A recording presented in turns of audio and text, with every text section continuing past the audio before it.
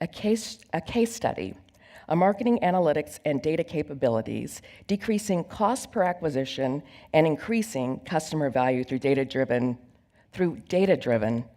marketing strategy. So please, thank you, gentlemen. I love it. Mic'd up, ready to go. Please welcome Marco Caruccio, yeah. Carucci? U, with a U at the end. Caruccio. And Tony Fazzini? Perfect. And we look forward to your conversation. And please welcome the gentlemen to do their presentation. Thank you. Thank you. Thank you. So I have, before we start, I have a question for you. How many of you define themselves as traders or traded, so both stock, options, futures, in their life? 1, 2, okay, this is going to be tough. So the reason why I asked them is yesterday we were talking with a bunch of you, and we just discovered we are the only broker-dealer. Trading firm. And in a place. So if we say something you don't understand because it's in our industry language, raise your hand and ask us. So I know it's not part of the logistics. The Q&A should be the end, but in our case, just to avoid any problem. So TradeStation. TradeStation is an online broker-dealer founded 42 years ago in Florida. Nice story. The reason why you see the Born to Trade is that our founders, Bill and Ralph Cruz, Cuban, like many other people in Miami, they actually were violin players and students at the University of Miami in music. But on the side, the real passion they had was not music, was trading. They were future traders. And they developed a system because, like anybody else in trading, they made a lot of money and they lost it all.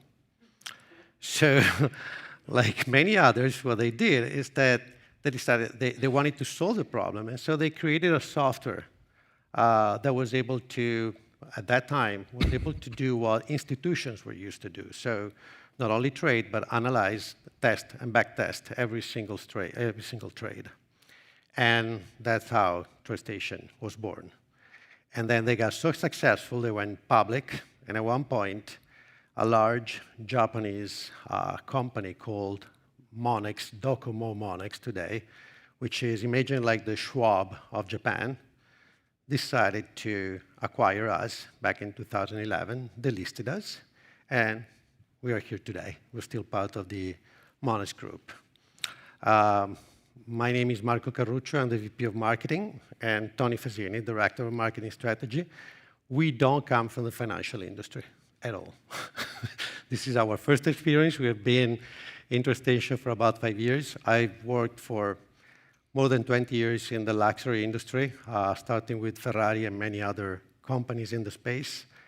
And Tony? Yeah, Tony Fazzini. I've worked in a lot of different agency-type settings, a lot of different capacity as far as I've been in banking, I've been in e-commerce, healthcare, a lot of different gambits. So just a wide array of different things I've kind of dabbled in. The thing we have in common is that we both are traders, and we were born to trade. So today we're going to talk about something that we built in time and allowed us to shift strategy during these 5 years that we have been part of TradeStation. Allowed us to decrease the cost of acquisition, increase the revenue per customer, so at the end, having a very positive ROI. But not only that, it also led us the path to create new journeys for experience personalization. What you're going to see is something that is driven by AI and data science, put it together about 5 years ago. And it connects very well with some of the things that some of the speakers talked about yesterday, like the importance of analytics. I think it was Brian Edison who talked about it. Then we had the importance of strategy transformation. That was Danielle. And then we have, I hope the names are right, but I think we talked also about personalization with Cheryl and content, data-driven content with Katie. So some of the things are part of what we have developed. So let's frame the challenge. Imagine the two of us coming from a fully digital world. No paper, no event, nothing. Like our life was fully digital before TradeStation, both with a lot of e-commerce experience, and we get into a company where no significant digital advertising at all before we land there. So completely lack of knowledge about what we were talking about. And as you can expect, no digital advertising, no digital tracking. So we got no experience, no history of how these people in this different industry were used to react to campaigns of any kind. We didn't have any conversion history. And not only we didn't have any web analytics, but also we didn't have any connection between those data and the business. So it's all we do generating some kind of value? No idea. I don't know. And 85% of the budget spending was on events, trade shows, and a lot of money spent on agencies to create brand content. On top of it, a few crazy guys working for a company named Robinhood that year decided to go zero commission, which is basically killing the revenue model of every single player in our industry. And we thought, okay, this is done. We can go back to the luxury world. It's not going to work. But actually, our company thought different. So at the very beginning, in 2019, because of this zero commission, there was the idea of a lot of people entering the space, which was true in a way. Lowering the zero commission was a great idea in the first place, the democratization of trading, and it's true. It made a lot of people aware of the fact that trading existed, and it was an additional source of revenue for a lot of people. On top of it, year after COVID happened, and a lot of people were at home without a job sometimes, and basically the number of traders in the industry almost doubled. Unfortunately, most of them were not really experienced, but they were at the very beginning of their trading experience. So, like anybody else in the space, we thought we should take advantage of that.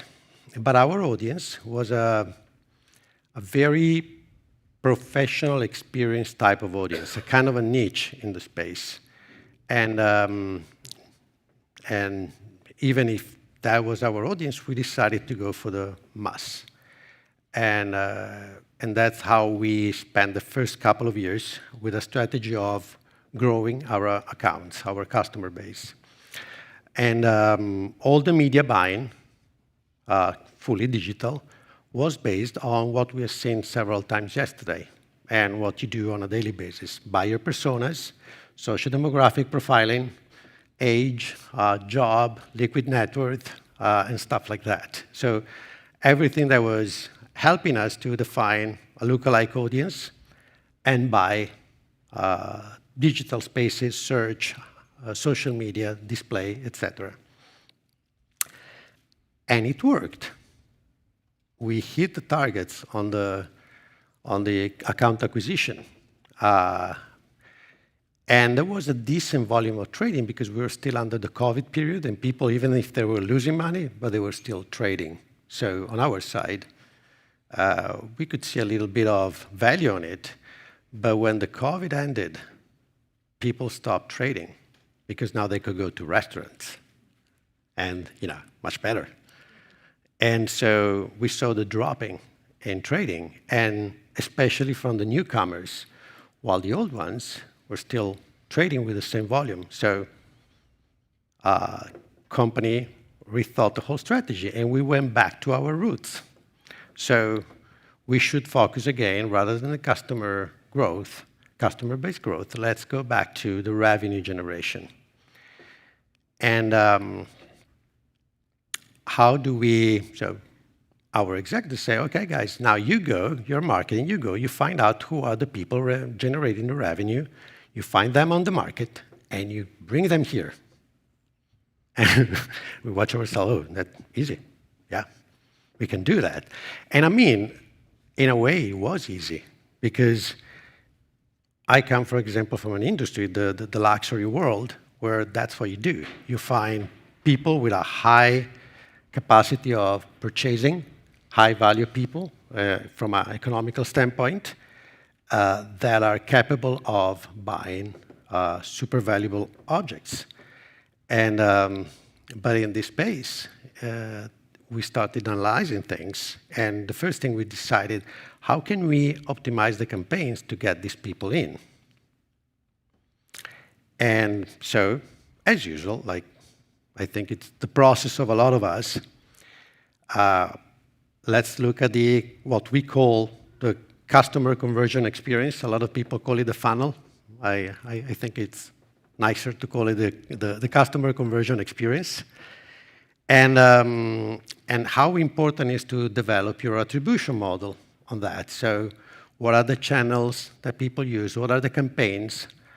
How that is working to bring my people in? And what is going to be the right attribution model? There are so many. What is the right one for our business?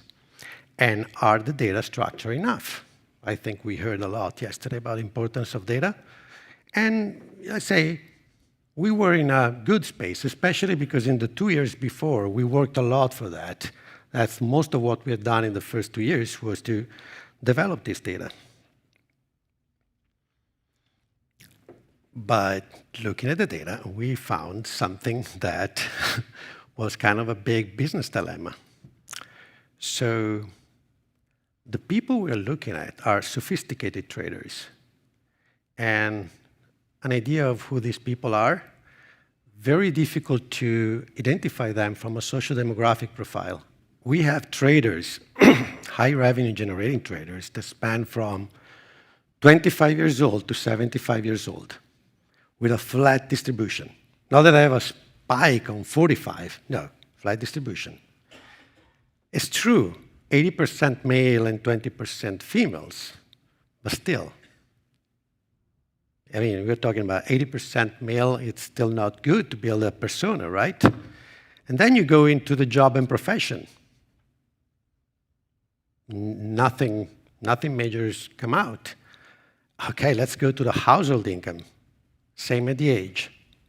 From $50,000 to $5 million flat. No buyer persona. How do we do that? Oh my God. And not only is a problem to build the personas and go into the advertising, but then what is relevant to them? Because if you don't have the persona, how can you build the content? So we were like on the edge of, okay, let's go. Let's leave the place. And then at one point, we also realized another thing, which is very important. When you build an attribution model, the key factor of the attribution model is the revenue.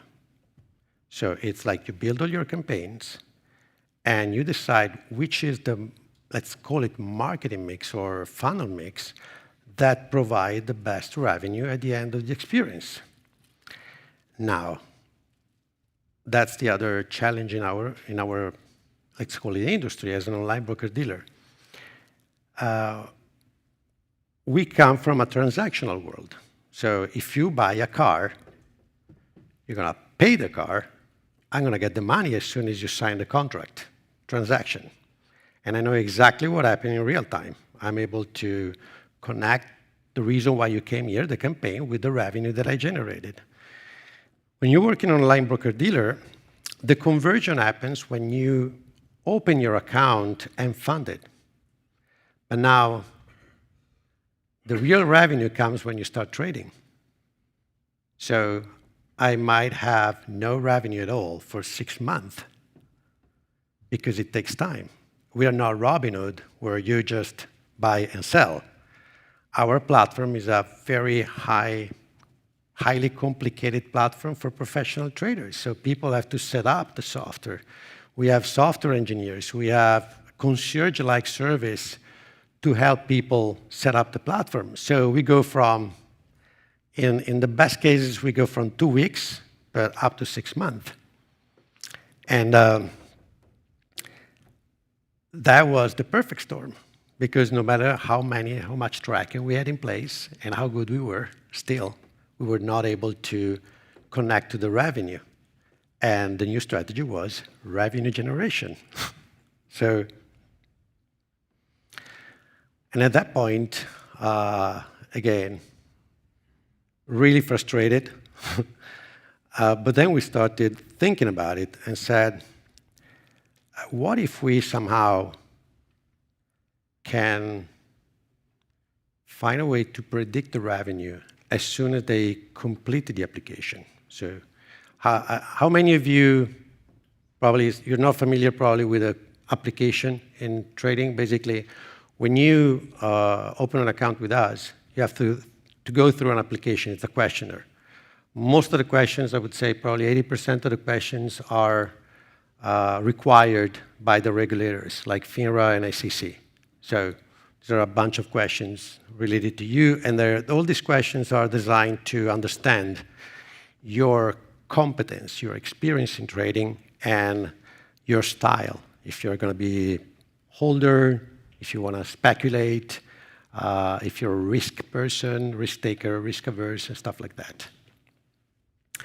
So, and that was the only piece of information that we had that we call conversion. So for us, the result of all the campaigns were measured at that time in how many people complete the application. And again, I didn't have the revenue there. So what if we can predict the revenue of a person at the end of this process, when they complete the application? And so that's where the story starts. We had an AI team and a data science team. We put them together and we say, look, if you don't find a solution, we have family, we are out. So you need to help us. This is a question of survival. So is there a way where you, based on the information we collect through the application, you can predict the revenue of people? Why don't you go through all this 40 years of history and you get all the people that traded with us, and you get all the application, and you find some data that are relevant, and then create a connection between the profile of these people and the revenue they generate. And what if we use that to create an algorithm? If you find those connections, why don't we use those to create a score? So maybe we can have a score that becomes something we can use to optimize the campaign and to see if you're attracting the right people in real time. And then at one point, because yeah, we talked a lot and sometimes we have some crazy ideas, then back 4 years ago, we said, hey, imagine, if we know a lot of stuff based on the score, maybe we can even customize the experience. We can provide relevant content. Maybe there's something we can do automatically while they get in and even increase the conversion. And that's how the first-year revenue estimate score was born. It is too complicated to explain because I'm not good, but Tony is perfect. So Tony's going to... Thanks for that. How many of you all, has anyone here ever worked in e-commerce? Good. All right, perfect. So essentially, as a lot of you then are aware, so when we're looking at different ways to optimize a campaign or to build a model, so you can either do it where it's transaction-based, I just want the most transactions possible, or we say something of I want the most value possible, and that's more the e-commerce model. So what we decided to do is we decided to look at our entire onboarding process like a shopping cart, and essentially flip the model to make it where it's optimizing based on the value of the individual or of the transaction, the application, instead of just the fact that we got an application. And so we took this algorithm. The algorithm was built looking at all of the data and trying to tie that data back to answers and things that we learned about that individual as they onboard. And so what we did is we evaluated and we created this algorithm and we plugged it in and we essentially told everyone it's revenue. So if you go into our AdWords account, it's an e-commerce model. It's going to show you that we had a transaction and that transaction was worth this much in revenue. And that revenue is correlated to the FIRE score and that transaction is correlated to an application ID. And so I can tell you, and my whole team could tell you exactly where an application came from, which ad account, what score it received, and then we can track that revenue moving forward. And we can also test it moving backwards. So this model is available across every single ad platform. Google Analytics, we can do it even outside of marketing, because again, to Marco's point, everybody answers these questions. So it allows us to look at everything and make sure that it's actually being successful and that it can actually work the way we intended. So, oh, no, sorry. that's okay. So really the idea here is, as we optimize this, it allows us to understand better. So I can now evaluate search campaigns, display campaigns. We can look at it holistically. We even pay affiliates. We pay affiliates based on quality instead of just transactions. So everything is based on how good are the leads, and it allows us to understand and evaluate those perspectives. It also allows us to look at how we can optimize over the averages, but also on the totals. So from an ad concept, what we're doing is we're basically saying if you have a score of a certain number, we want to optimize towards that. We want at least that number or higher. And then if it's a low number, what we're doing is we're basically showing that as a negative match, and we're pushing that away and getting that out of there. And so far, the results have been good.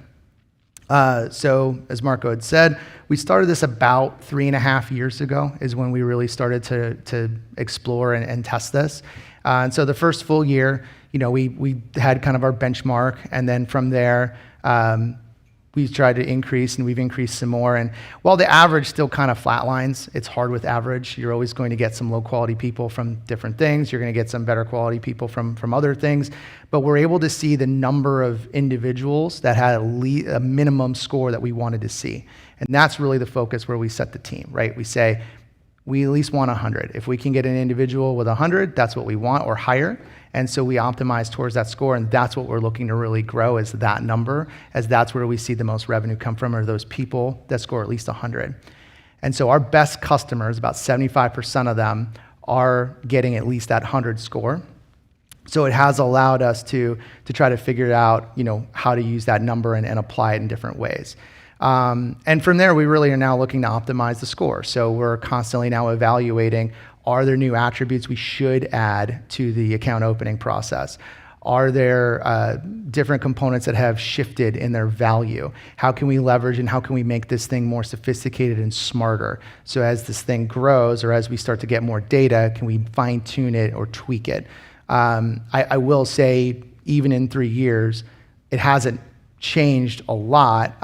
If the data science team is good, which they were pretty adamant this score will not change, and to their point, it really hasn't changed a lot. But it has worked, so where we have seen that revenue growth, and we've seen that acquisition kind of slow down. So where we take this now really is this has really been just solely focused on performance, acquisition, marketing.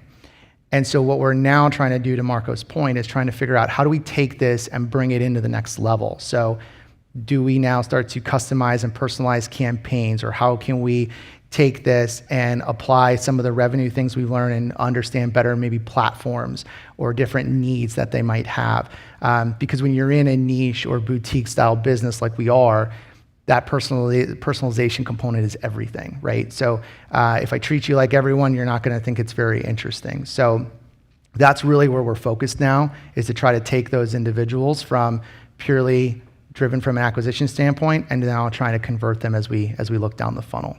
Yeah, well, I would add also that the personalization element, and we already have in place software to do that. So we have Chameleon for the product, and we use Salesforce personalization, Salesforce Marketing Cloud personalization tool on the website. It is, in a way, easier for us. That's the easy part for us compared to a lot of you. Because if you work on a bank, don't get it wrong, but you have a sort of commoditized product that you're selling. And when people come to you, they don't have a specific, very niche need. They need a saving account, checking account, credit card. With us, it's a little bit different, because having these experienced traders, they come in, and I trade single leg options. That's one little piece. So the content personalization, when we acquire those information, it becomes easier. I don't have to sell you the whole trading world. I can sell you exactly that single little piece that you are asking for. So the personalization element, it's interesting because now we know what you're interested in, and through the score, we know how good, what is your experience on that. So rather than giving you a wiki definition of single leg, I'm going to give you an advanced course on single leg strategies for options, bullish or bearish.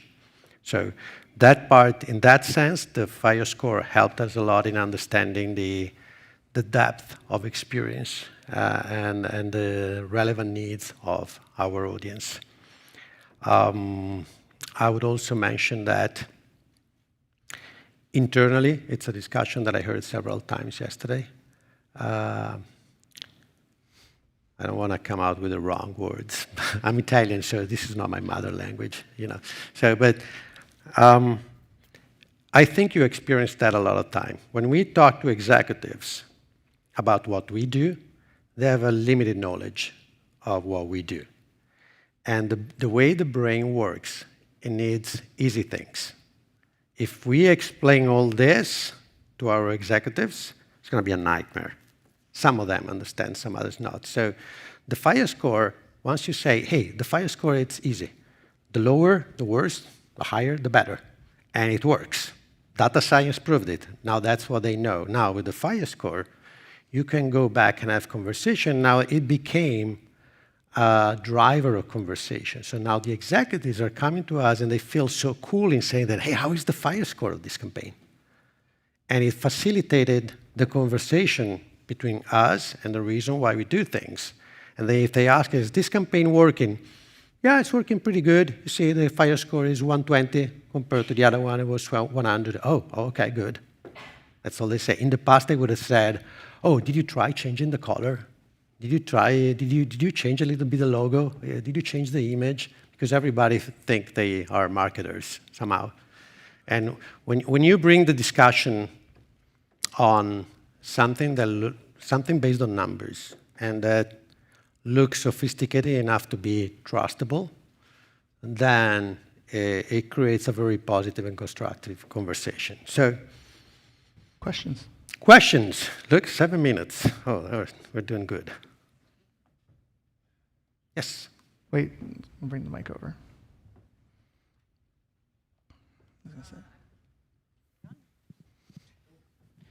Chris Paulson from Markel Insurance. Question, you thank you for the presentation. I found it very interesting, having a broker-dealer background. So I can relate. I don't know if anybody else can. Who is your competition? You seem to have found a very specific niche. Interactive brokers, TastyTrade, I would say today are the key competitors. We were used to compete against the D and E-Trade. Now we're waiting to see what happened to them because they've been acquired by major wealth management companies, and that could dilute a little bit the self-directed trading component. But I would say nowadays the worst enemy, the people we hate, are interactive brokers. Are they using? No, they're good friends. Don't get me wrong. Are your competitors using similar scoring models? No, we have different strategies. Interactive brokers go for both interactive brokers and TastyTrade are exactly doing what we were doing 2 years ago. They go for customer-based growth.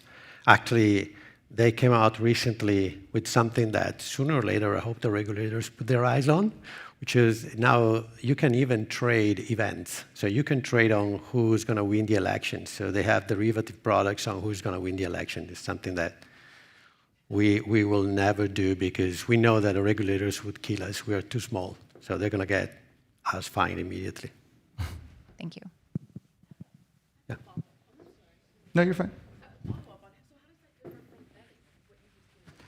That's a long story. That's a long I don't know if we're going to get into all that. There's a FINRA conference at the water, what is called, in one of the buildings here in Chicago. Maybe that's a question that we can ask there.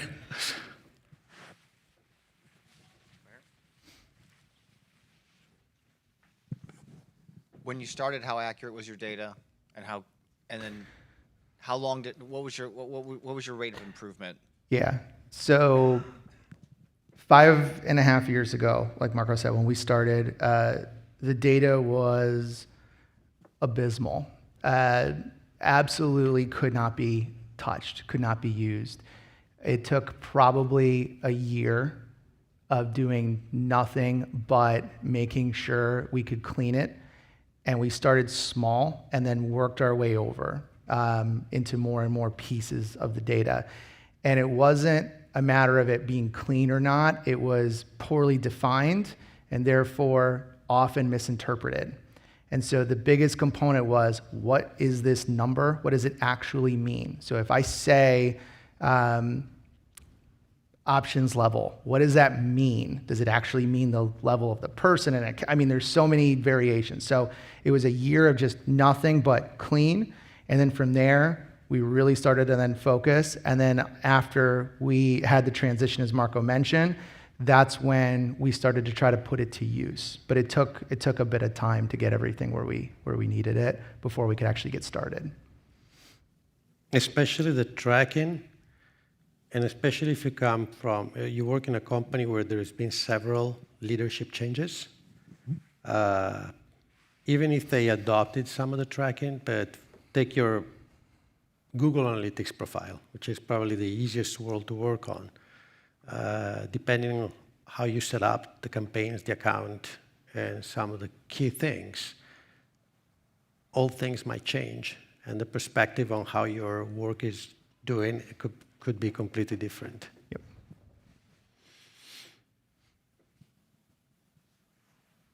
No more questions? Good.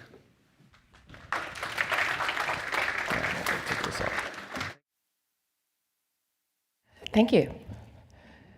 Thank you for the, that was really informative, so thank you. We appreciate that.